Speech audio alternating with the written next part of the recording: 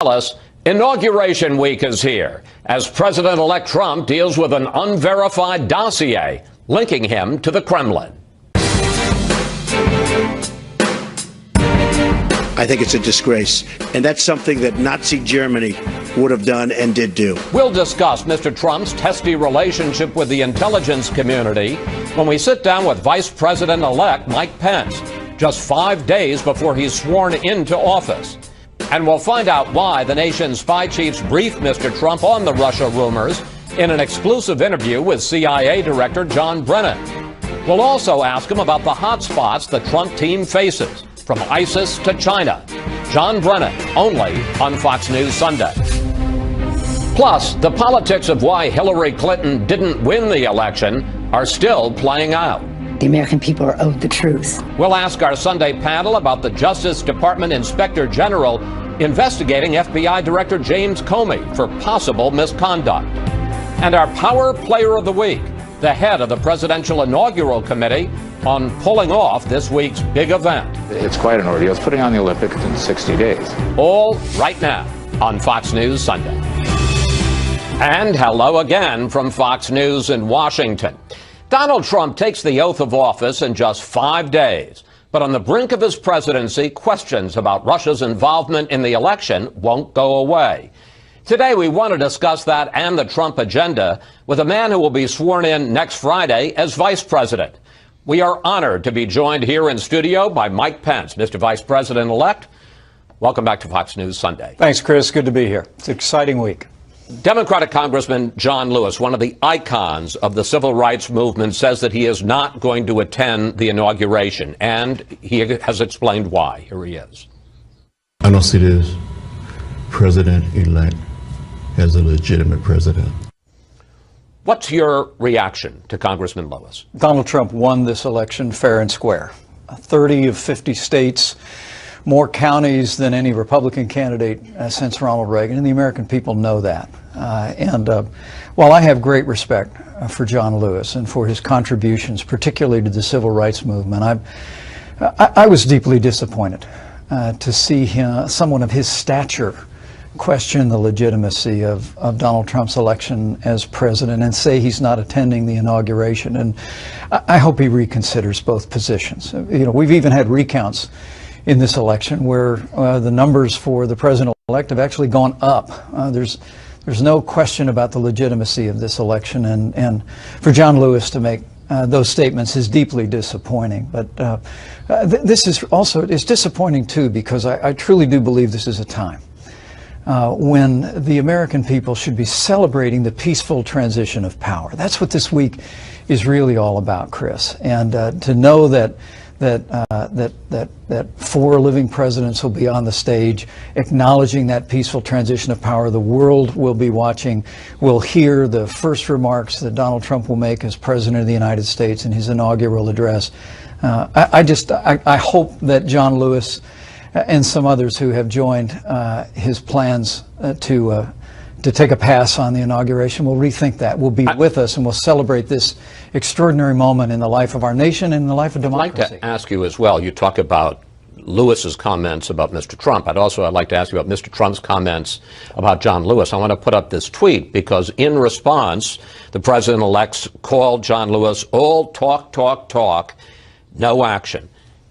Can he really say that about the man who got his head cracked open walking across the Pettus Bridge in Selma, Alabama on Bloody Sunday? All talk, no action?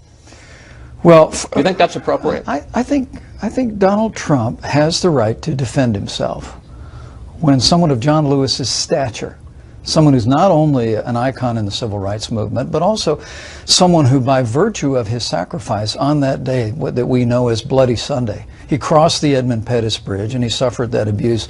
And it was through that the Voting Rights Act itself, for someone to use his stature, to use terms like this is not a legitimate president, it's just deeply disappointing to me. And I hope he reconsiders it. But what Donald Trump was talking about there was literally generations of failed policies coming out of Washington, D.C. that have failed too many families in too many cities across this country. I will tell you, Donald Trump is a man who is profoundly impatient with failure, and you saw in the campaign. He went to major cities in this country and said, we're going to bring safety to our streets. We're going to bring school choice to our children. We're going to bring jobs and opportunities to our cities. You remember that great line, what the heck do you have to lose? He is committed to being president of all of the people of this country and to bringing jobs and prosperity in ways that the failed liberal policies of the last several generations have not. Let me pick up on another controversy this week, because Mr. Trump has been going after the intelligence community, especially after they briefed him, and it became public that they had briefed him about this unverified Oppo research that the Kremlin allegedly had put together on him. On Friday, Mr. Trump sent these tweets. Probably released by intelligence in quotes, even knowing there is no proof and never will be. Does the president-elect really believe that the intelligence community is trying to undercut him? And does he stand by his comparison of those tactics to Nazi Germany?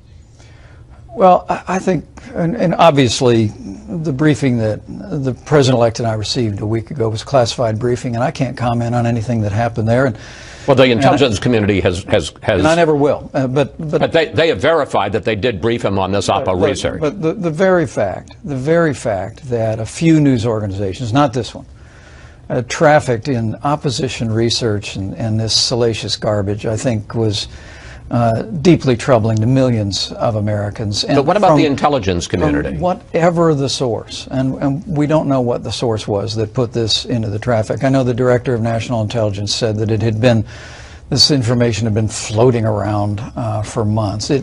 I think for the president-elect and I, it was an act of irresponsibility by a handful of news organizations to actually traffic in and pay attention to these materials. And again, I think the American people saw it for what it was, and our focus is going forward. When you see the team that the president-elect has assembled in the course of this transition, particularly when it comes to national security, in General Mattis and in Senator Dan Coats and in Mike Pompeo, you're going to see an effort to reinvigorate our national security, national intelligence, and the president's going to see to that from day one. Let's talk about policy going forward, because the president-elect seemed to suggest in an interview this weekend with the Wall Street Journal that he might dramatically change relations with Russia and, in fact, lift sanctions against Russia if they begin to cooperate with us on ISIS and other areas. I want to put up a quote from that interview.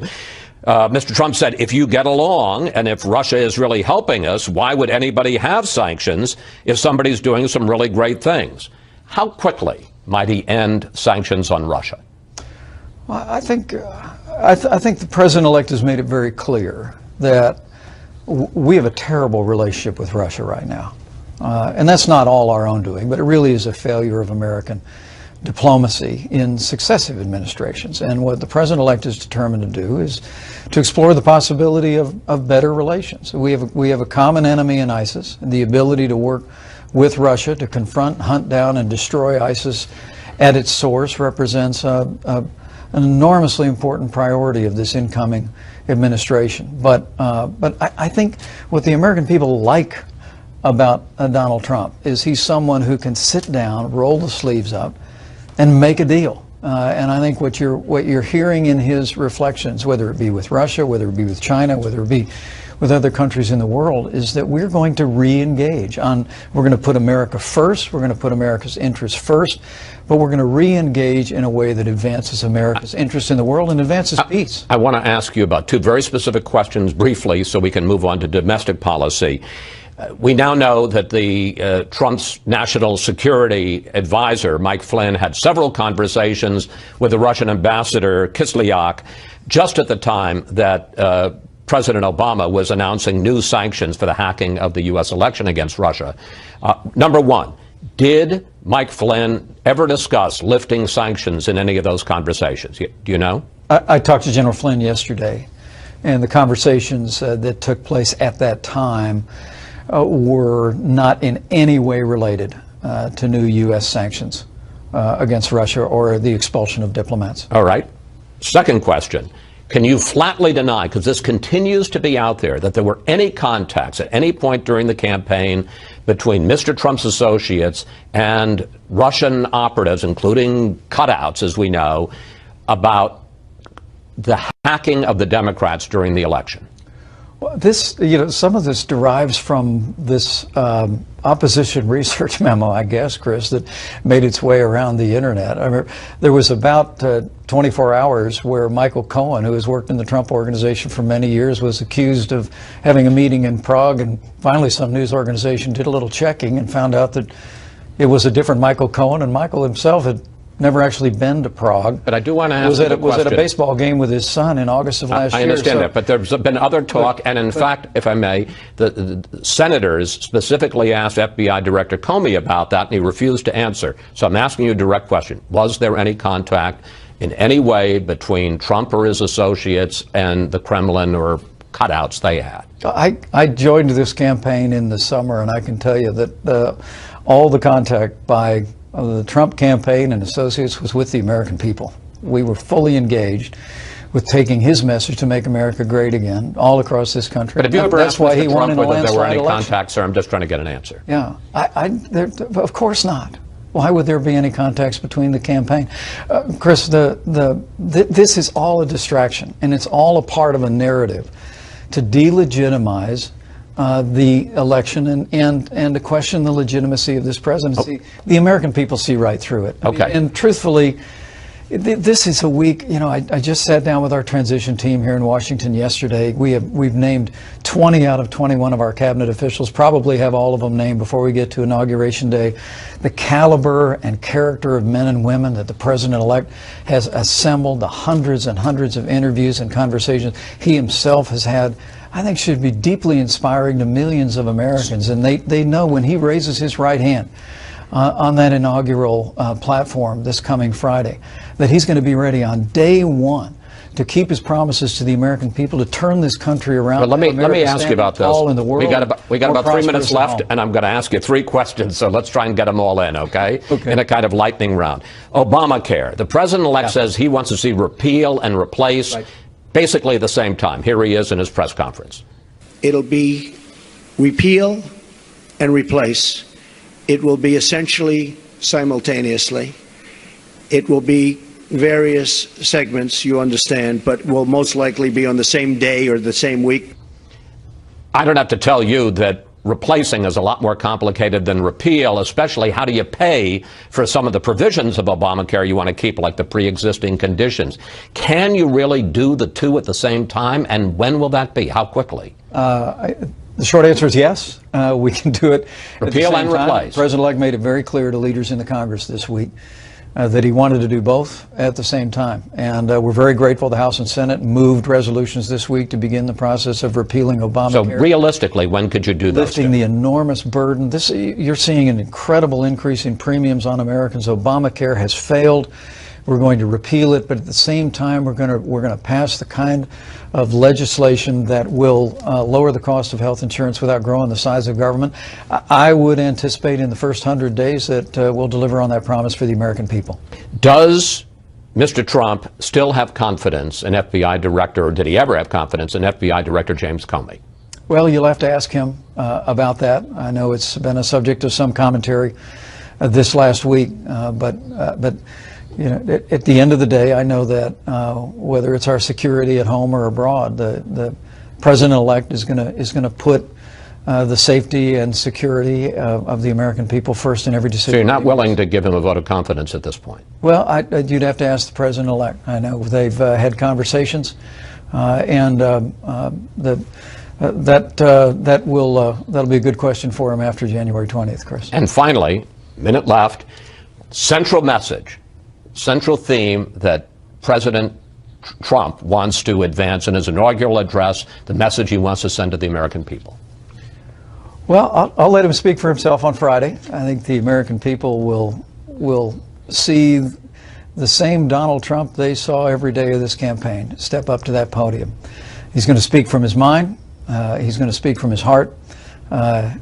And he's going to lay out a vision to make America great again. And I have to tell you, Chris, when when I stand there surrounded by my family and take the oath of office as Vice President of the United States, all I'll be thinking about is what an honor it is to stand next to a man who I know can restore and revive this country. And I'll also just be thinking of, as a grandson of an Irish immigrant, what a great country this is.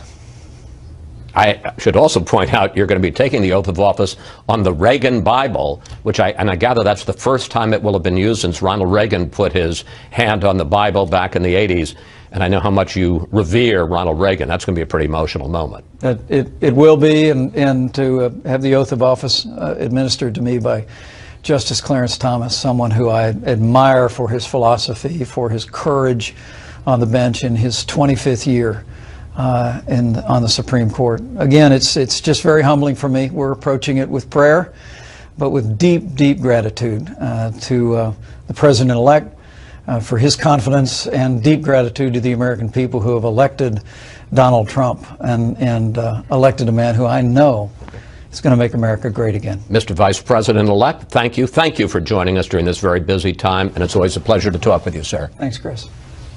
Up next, the outgoing chief of the CIA, John Brennan, on those Russia rumors, Mr. Trump's relationship with the intel community, and the hotspots he'll face around the world.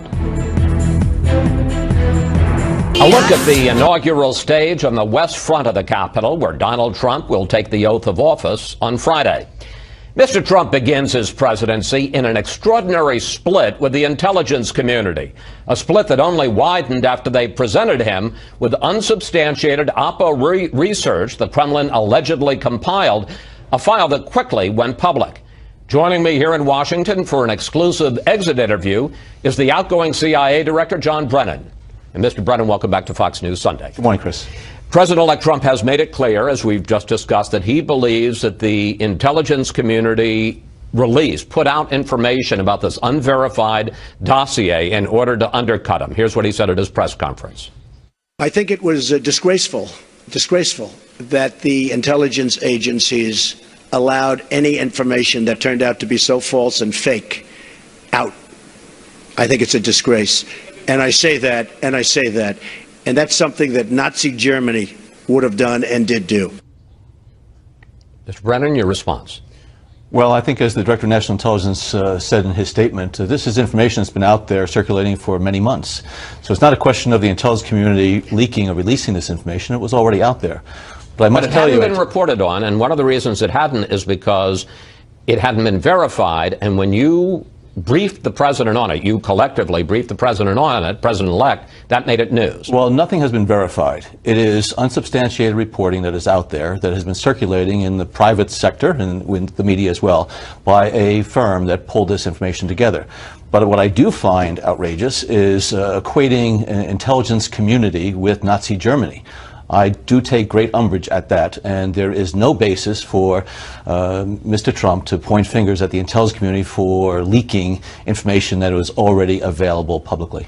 But it wasn't available publicly. Various news organizations, if I may, various news organizations had it, but they weren't reporting it because it hadn't been verified. And this brings me to the real question, Director Brennan. Why on earth would the nation's intelligence spy chiefs brief President-elect Trump in your first meeting collectively with him on this unverified information? First of all, it wasn't intelligence, it was rumors. And secondly, by briefing him on it, you made it a news event and therefore gave news organizations an excuse to report it. Well, I think news organizations should not assume what happened during that discussion with Mr. Trump. Well, it's been verified by the Director of National Intelligence that he was briefed on this information. Yes, bringing to the attention of the President-elect, as well as to the current President, that this information is circulating out there was a responsibility in the minds of the intelligence directors of the intelligence community to make sure that there was going to be no evaluation of it, but just making sure that the President-elect was aware that this was circulating. And but couldn't you have done it a bunch of better ways? For instance, had a staff-level person give it to a staff-level person rather than the spy chiefs giving it to the President and the President-elect? I think anybody who has read the reports that are out there, I think there are some very salacious allegations in there, again, unsubstantiated, that were circulating. And so making sure that the President-elect himself was aware of it, I think that was the extent of what it was that the intelligence intelligence chiefs wanted to do.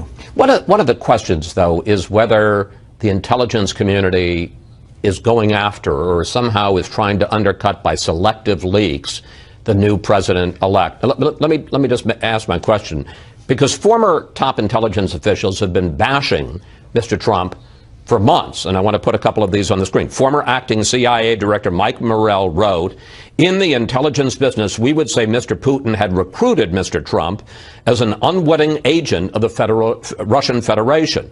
And then former CIA Director Michael Hayden said he preferred a different term. That's the useful fool, some naive, manipulated by Moscow, secretly held in contempt, but whose blind support is happily accepted and exploited.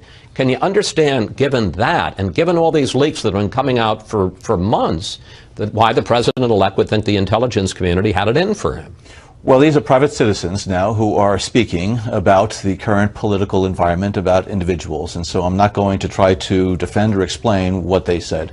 But I can tell you that the intelligence community is prepared to support the president-elect and the incoming team, as we have done throughout the course of our history. So there is no interest in undermining the president-elect and the national security team that's coming in. It's our responsibility to make sure that they understand exactly the dangers that are on the world stage, so that as they decide on which policy courses they want to pursue, they have the full benefit of the expertise, the capability, the experience, and the intelligence that we have, so that they can make the best decisions for this country. You said you were offended, and understandably so, by his comparison to Nazi Germany. What's the danger when a president-elect and an intelligence community are at such odds, and there's such, at least on the part, apparently, of the president-elect, such distrust? Well, there are many dangers. I think the world is watching now what Mr. Trump says and listening very carefully. If he doesn't have confidence in the intelligence community, what signal does that send to our partners and allies as well as our adversaries? So I think Mr. Trump has to be very disciplined in terms of what it is that he says publicly. He is going to be, in a few days' time, the most powerful person in the world in terms of sitting on top of the United States government. And I think he has to recognize that his words do have impact, and they can have very positive impact, or they can be undercutting of our national security. I want to end this part of the interview with one more question, which is the same question I put to Vice President-elect Pence. Does the intelligence community have any information, I'm not talking about rumors, information about contacts between the Trump camp and associates of the Kremlin about discussions during the campaign about hacking the Democrats? The intelligence community collects foreign intelligence on foreign parties, entities, or people. If in the course of our intelligence collection we pick up information related to U.S. persons or officials, which we refer to as incidental collection, we share that information with the appropriate authorities. In most instances, that's the FBI. And so if we did come into contact with that type of information, it would have been shared with the FBI, and we would make sure that our intelligence committees then were aware of it as well. So is there such information? As I said, if we came into, if we had that type of information, we would share it with the FBI. I just have to say, that's not a denial, sir. Well, I wouldn't confirm or deny something like that on your program, as much as I respect you, Chris. Thank you, sir. Let's talk about some hot spots. Mr. Trump said in this weekend, as we just talked about in that Wall Street Journal interview, that he might lift sanctions on Russia if they start helping us. And here's what the president-elect said about relations with the Kremlin in his news conference. Take a look. If Putin likes Donald Trump, guess what, folks? That's called an asset, not a liability. Do you think that Mr. Trump understands the threat from Russia? I don't think he has a full appreciation of Russian capabilities, Russians' intentions, and actions that they are undertaking in many parts of the world. And that's what the obligation and responsibility of the intelligence community is. I very much hope that our relationship with Russia improves in the coming administration. Absolutely, because there are very important things we need to do, not just on counterterrorism, but trying to deal with political instability around the globe. But there is a fair amount of responsibility on Russia's part to change their behavior, change their actions. And what we need to do is to make sure that Mr. Trump and Vice President-elect Mr. Pence understand exactly what it is that we know, what we have intelligence about, so that when they make those decisions, they will be informed decisions. Are you concerned when you hear Mr. Trump in that interview with the Wall Street Journal already talking about a situation where he might lift sanctions? I think he has to be mindful that he does not yet, I think, have a full appreciation, understanding of what the implications are of going down that road, as well as making sure he understands what Russia is doing. What are the implications of going down that road? Well, when we look at what's happening in Ukraine and what's going on in Syria and what is happening in the cyber realm, I think Mr. Trump has to understand that absolving Russia of various actions that it's taken in the past number of years is a road that he, I think, needs to be very, very careful about moving down. From your vantage point at Langley, as the director of the CIA, what's the most immediate and pressing crisis, foreign policy, national security crisis, that Mr. Trump will face? The problem is, or the challenge is, that he's going to face numerous ones immediately. You have the problems of terrorism, clearly, the cyber challenge that we just start talking about in terms of our elections and other types of cyber capabilities that other countries have. North Korea, increasing development of its nuclear and ballistic missile capability. Instability that has racked the Middle East. There are so many issues that the new administration is going to have responsibility for on day one, and that's why we're trying to make sure that he and his team are fully briefed up on all of these issues. As you have heard, and I don't know if you're able to say this, but you're 5 days from leaving office, what do you think of his plans, his prescriptions, what he's saying about these various trouble spots, crises, challenges around the world? Well, what I think Mr. Trump has to understand is that this is more than being about him. And it's about the United States and our national security. And he has to make sure that now that he's going to have the opportunity to do something for our national security, as opposed to talking and tweeting, he is going to have tremendous responsibility to make sure that U.S. national security interests are protected and are advanced. And so I am very much hoping that he has some very good people that he has pulled together. Jim Mattis, Mike Pompeo, John Kelly, and others. I think they are the ones that are going to be able to give him some wise counsel about what he needs to do and not be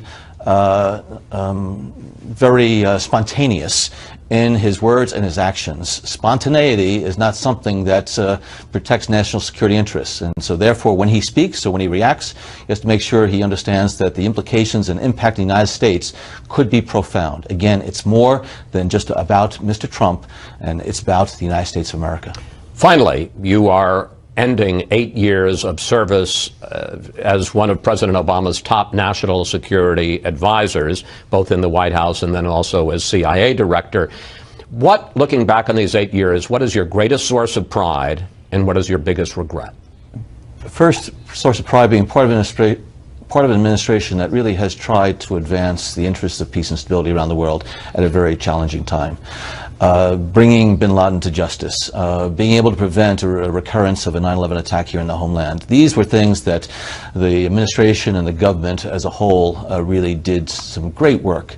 Regrets, when I look at the situation in Syria, I think my heart and a lot of hearts bleed over what has happened to that beautiful country. And I regret that we were not able to find a way to arrest the growth of violence and bloodshed there so that we could make sure that Syria is going to have a future for at least the next generation of Syrians. And that's the one area that I'm very regretful about. Very briefly, is there a policy that you now believe, with hindsight, could have worked to stop the carnage and interrupted the Civil War? Well, 2020 hindsight is always, quite clear. Looking back now over the last 6 years, the way some developments happened, the growth of ISIL didn't exist at the time. I think a lot of countries, including the United States, could have been more aggressive and proactive in terms of what we should have done to prevent the deterioration into there's so much bloodshed in Syria. Director Brennan, thank you. Thanks for your time. And we want to thank you for your years of service to this country, sir. Thank you, Chris. Thank you very much.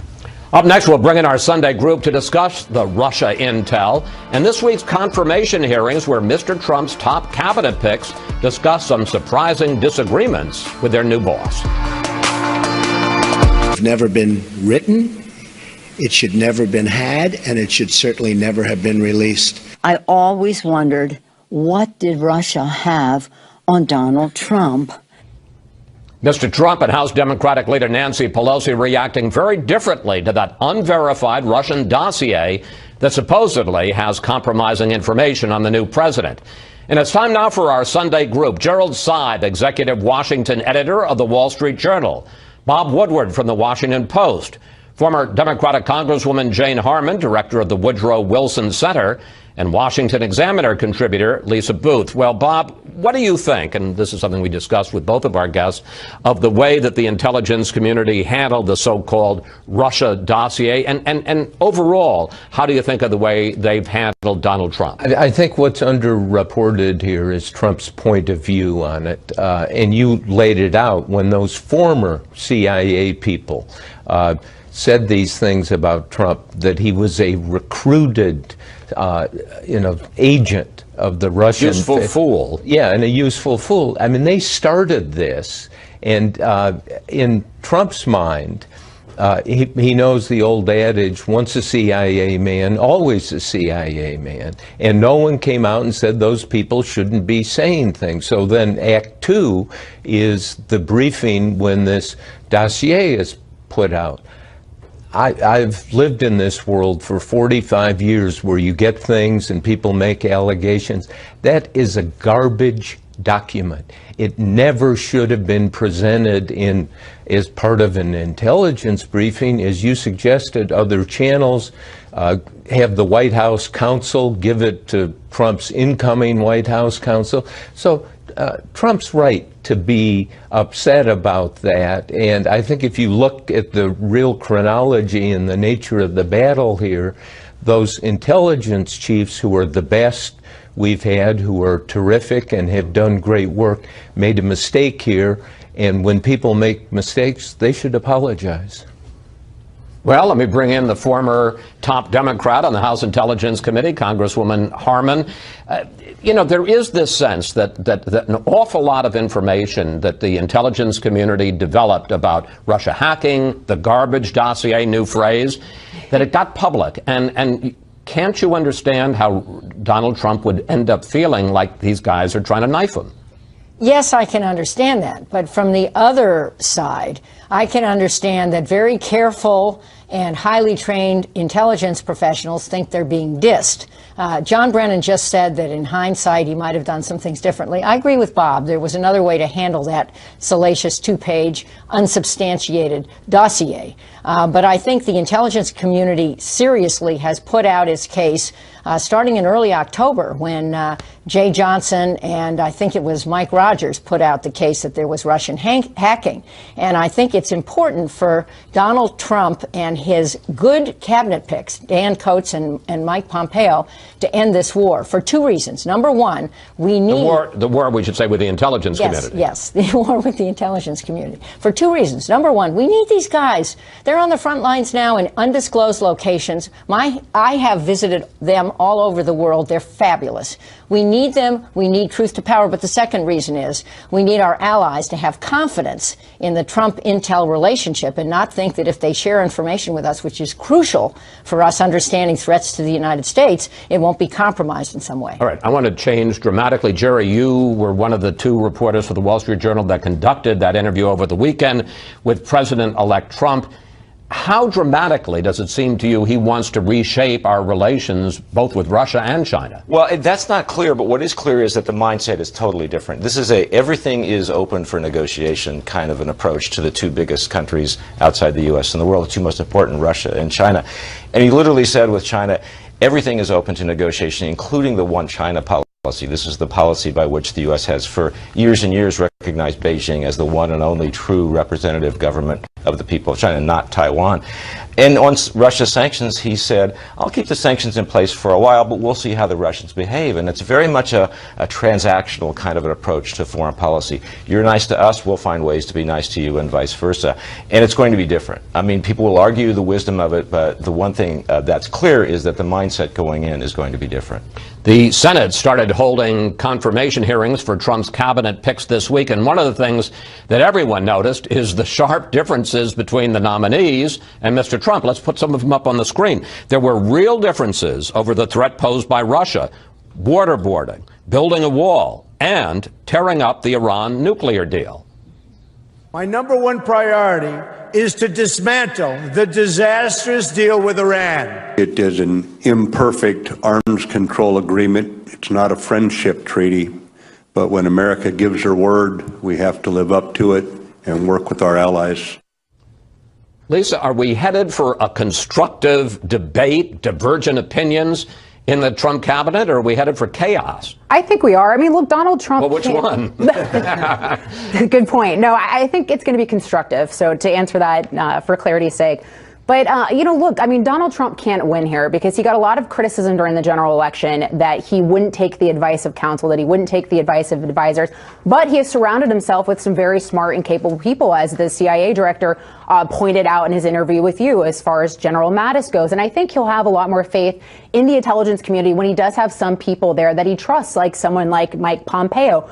In regards to Russia as well, I think the biggest problem here is the distrust, the erosion of trust in just institutions at large. When you have the fact that the media reported something that the New York Times said was very difficult to check, and even what can be checked is problematic, when the fact that you have sitting members of Congress saying that they're not going to recognize President-elect Trump as the president because he is illegitimate, when you have individuals that are calling for the abolishment of the Electoral College and we're calling for electors to defect. So I think the biggest problem that we are dealing with right now is the erosion of trust in all of the institutions, whether it's the intelligence community, the media, and government at large. All right. We're going to take a break here. And it certainly is worth noting, I think that Barack Obama came into office on this same week with an approval rating in the 60s, and Donald Trump's approval rating is in the 40s. So everybody's at loggerheads here in Washington.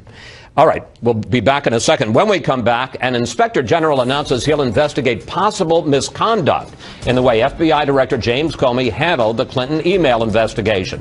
Plus, what would you like to ask the panel about the IG probe? Just go to Facebook or Twitter at Fox News Sunday, and we may use your question on the air. Evidence that they were extremely careless in their handling of very sensitive, highly classified information. If he has acted improperly and that the American people can no longer have faith in his ability to carry out justice, I think at that point someone should step down. Hillary Clinton's former campaign manager questioning whether FBI Director James Comey violated FBI regulations in being so public about the Clinton email investigation. This after the Justice Department's Inspector General announced he'll review Comey's actions. And we're back now with the panel. Well, Bob, as someone who's had a lot of dealings with the FBI over the last 45 years, did Comey violate FBI regulations in going so public? And frankly, should he step down? Well, I mean, he's got almost no friends right now. Lots of people are calling for his head. I wouldn't anticipate learning too much from this Inspector General's investigation. He can't compel people to talk, and they'll say, oh, yeah, that's confidential or that's connected to something classified. I think Trump and his people, having done a little reporting on this, have a lot of respect for Comey on the issue of counterterrorism. The FBI has done a spectacular job in preventing the mass casualty attacks in this country, which were much anticipated after 9/11, so that it may hang on that. We ask you for questions for the panel, and we got a bunch like this one from Lillian Murphy on Twitter. I want to know why the IG is not questioning the tarmac meeting between Bill Clinton and Attorney General Lynch.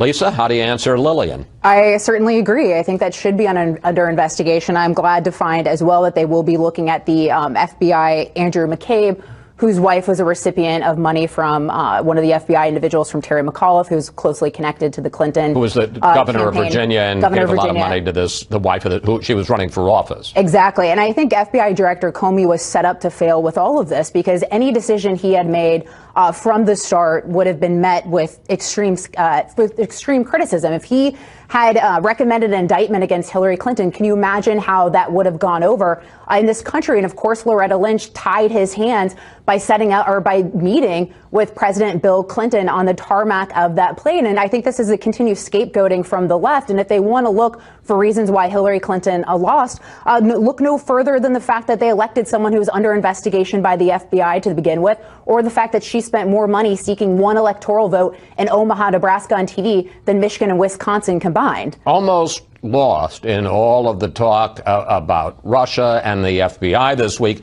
is the fact that Donald Trump finally announced what his plan is to separate himself from the Trump businesses. But the head of the Office of Government Ethics immediately dismissed it. Here he is. The plan the president has announced doesn't meet the standards that the best of his nominees are meeting and that every president in the past 4 decades has met. Congresswoman Harman, the Trumps do business around the world, and which raises the question every time that he makes a decision or his administration makes a decision about policy in one of those countries, doesn't it raise the likelihood that people are going to say, well, that's to advance his business interests? Well, I think he wants this issue to be over. And in this town, appearance and reality are conflated. And I think he could do more. I'm sure Jerry has some specific ideas to stop this story. I just want to say a couple words about Comey. He certainly had my admiration for intervening in former Attorney General Ashcroft's hospital room to block a Bush administration effort to ratify or renew some surveillance standards against the standard legal procedure. But in this case, his actions this last year, to me, are inexplicable. Attorneys General or Inspectors General are supposed to be independent. This guy maybe should investigate other actions of the Justice Department, but I think he's within bounds to want to investigate this. And this guy, we just checked it, could be replaced by Donald Trump if he chooses to replace him, Comey, although he serves a 10-year term, as Bill Clinton replaced the then FBI Director Bill Sessions. Very quickly, should Comey step down? I think that's Comey's call. And I don't pretend to make recommendations to Donald Trump. All right. Well, you shifted the question about the businesses. Jerry, what do you think of this? I mean, is this going to, you said, I think Congresswoman Harman's exactly right. He wanted to end the controversy, has he? No, absolutely. This is going to be a continuing feature. There's no way around this. Look, the issue here is that Donald Trump says, I've set up a trust. My sons are going to run the business. They're in charge of it. But the critics say it's not a blind trust. If your sons are running the business, you're not blind to that by any means. The Trump response to that is, these aren't liquid assets. I'm not a guy who has $100 million in stock. I own buildings and a brand. And you can't just sell that. If you sell all those things, it's a fire sale. The value that I've built up goes out the window automatically. That is the tension in this question. And it's not going to go away. And I think they realize it's not going to go away. They're going to live with it. And everybody in town is going to have to deal with questions we haven't had to deal with. Is there something reasonably that he could have done? I mean, as somebody pointed out, he can't unknow the fact that he owns the Trump Tower, or that, unknow whether it still is in his property, his portfolio or not. What could he reasonably have done? I think he could have legally separated himself from the Trump organizations more than he has, but he hasn't done that. And so, as I said, we're going to have to deal with that. I think the other option would have been to take his family entirely out of the ownership and leadership of the company, but that wasn't going to happen. This is the Trump family, and so they weren't going to go there. And I kind of wonder when he says he's not going to talk to his sons about the business, I'm thinking, boy, that's going to be an awkward holiday, huh? So, how about them Redskins? Yeah. Well, every time the Trump organization makes some deal in the Middle East, then people are going to be asking him, have you talked to your sons about this? Well, in fairness, he said there are not going to be any new deals with foreign countries. But you know what? Yes, we've got to end. Thank you, panel. See you next Sunday. To be continued. Up next, our Power Player of the Week. The man Donald Trump picked to run his inauguration gives us a surprising preview. A look at the National Building Museum, site of the salute to our Armed Services inaugural ball this Friday. Whether you like him or not, Donald Trump always likes to do things big. But it turns out that's not how he wants his inauguration. Here's our Power Player of the Week. We need to thank the people who were faithful to us. We need to encourage those who weren't. But do it simply, do it quickly, do it elegantly, and let's get back to work. Where's the stage? Tom Barrack is chairman of the Presidential Inaugural Committee, in charge of organizing 19 events over 6 days. And he says Donald Trump's marching orders may surprise some people. In its simplicity, the idea is to organize what's already here and available rather than focusing on a coronation of the man. Are you saying that Donald Trump wanted to de-emphasize the celebration of his victory? He wanted to de-emphasize the celebration of him. But even a simple inauguration is a big deal.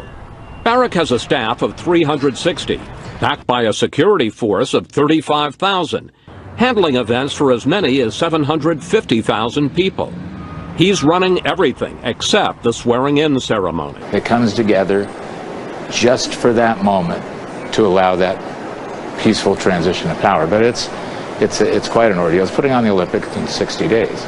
We're going to have a very, very elegant day. The 20th is going to be something that will be very, very special. Donald Trump is a pretty good producer. How involved, how micromanaging has he been about this? He makes me crazy. I had blonde hair and blue eyes when this started. He wants to know the color of the napkins, where's the linen, how many people are coming, what's the playlist. Are you being serious? Yes. And I said, could you go back and just manage the free world and leave me alone? One of the president-elect's ideas, do what Andrew Jackson did in the 1820s. Open the White House to the public. Of course, I had no idea what Andrew Jackson did. Went back and researched and said, by the way, they absolutely trashed the place. So it's not a good idea. It's not a great idea. But other ideas are going better. Where Barack Obama had 10 inaugural balls in 2009, Mr. Trump said he only wanted 3. It's not appropriate after what we went through. We need a more healing kind of an inauguration. We don't need a celebration of me, the victor. Of course, there will be protests, but Barrack says as long as they're not violent, that's fine. Us remembering this dialogue is alive is a good thing, not a bad thing, and that comes from the president himself. So it's people getting hurt that's the issue, not protesting. Barrack and Trump have been close for more than 30 years. Barrack runs a private equity real estate firm with $58 billion in assets. But they've always known where to draw the line. He's one of my best friends. And the reason I'm not going into the administration is I intend to keep it that way. Still, Barrack is ready to defend his buddy. What I tell everybody is give him a chance. He's not even president yet. But first things first, there's an inauguration to put on. What's the weather forecast, which is the all-important thing for Friday, January 20th? 46 degrees and sunny. And the forecast continues to be good weather on Friday. Be sure to tune to this Fox station for coverage of the inauguration, anchored by Shepard Smith, or all day on Fox News Channel, where I'll join Brett Baer and Martha McCallum on the National Mall. And that's it for today. Have a great week, and we'll see you next Fox News Sunday.